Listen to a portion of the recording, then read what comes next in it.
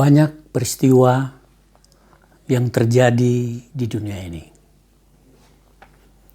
Banyak hal yang kita lihat, yang kita dengar, bahkan mungkin kita merasakannya.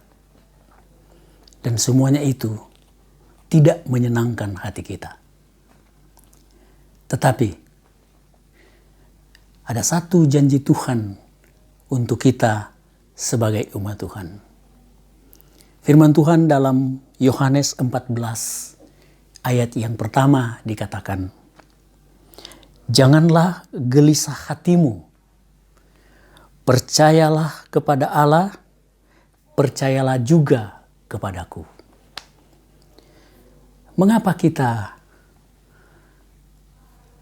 jangan gelisah? Dan mengapa kita harus percaya kepada Bapa? Demikian pula kepada Yesus yang adalah Bapa yang menjelma menjadi manusia.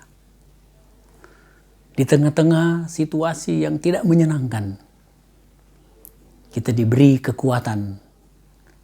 Janganlah gelisah hatimu. Mengapa? Dalam ayat yang kedua, Yohanes pasal 14 dikatakan, "Di rumah Bapakku banyak tempat tinggal. Jika tidak demikian, tentu aku mengatakannya kepadamu. Sebab aku pergi ke situ untuk menyediakan tempat bagimu." Yesus sudah datang ke dunia ini untuk kali yang pertama, dan ia sudah kembali ke sorga dan akan kembali ke dunia ini. Kenapa kita jangan gelisah? Karena Tuhan menyediakan suatu tempat yang tidak ada penderitaan, tidak ada kegelisahan, tidak ada peristiwa-peristiwa yang membuat hati kita gelisah, yang membuat kita khawatir, bahkan yang menyusahkan hati kita. Dan itu adalah sorga.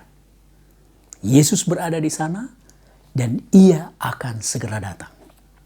Dalam ayat selanjutnya, dalam ayat 3 dikatakan, "Dan apabila aku telah pergi ke situ dan telah menyediakan tempat bagimu, aku akan datang kembali dan membawa kamu ke tempatku, supaya di tempat di mana aku berada, kamu pun berada." Saat ini kita sedang berada di dunia. Banyak peristiwa yang tidak menyenangkan. Sementara Yesus berada dalam kerajaan surga. Suatu tempat yang penuh dengan sukacita. Tempat yang penuh dengan kebahagiaan. Dan Yesus rindu. Di mana Yesus berada, di situ pun kita berada. Terus sebabnya saudara-saudara, Yesus sudah mengatakan bahwa ia akan datang kembali. Menjemput kita, menjemput saya dan saudara-saudara, dan membawa ke surga. Supaya kita bisa hidup bersama-sama dengan Tuhan.